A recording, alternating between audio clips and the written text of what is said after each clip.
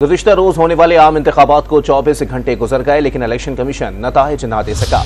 कौमी असम्बली और सूबाई असम्बलियों के हलकों की बड़ी तादाद के नताइज अब भी आना बाकी हैं, जबकि इलेक्शन कमीशन को नताइज के खिलाफ एतराज़ात और शिकायत भी मौसूल होना शुरू हो गई हैं। इस पर हम बात करते हैं डॉन न्यूज के रिपोर्टर इरफान सदोजई से। इरफान, बताइएगा, जो सिस्टम मैनेज कर रहा था रिजल्ट्स को, उस हवाले से कहा गया था बहुत तसल्ली बख्श है, बर वक्त नताइज मौसूल होंगे, किसी किस्म का डिले नहीं होगा। अब क्या तौजीहात पेश की जा रही है रिजल्ट्स लेट आने पर?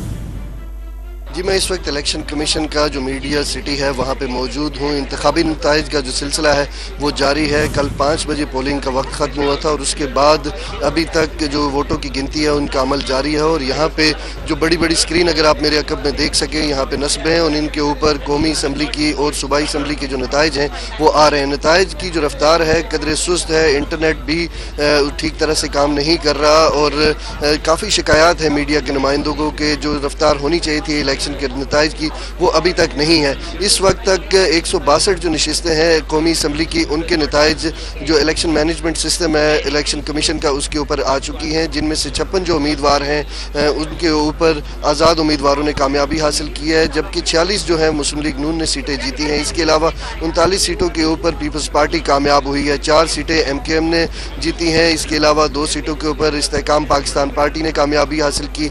एक सीट जो है वो पाकिस्तान मुस्लिम लीग, काफ और इसके अलावा पख्तूनख्वा मिली अवामी पार्टी ने इसमें कामयाबी हासिल की।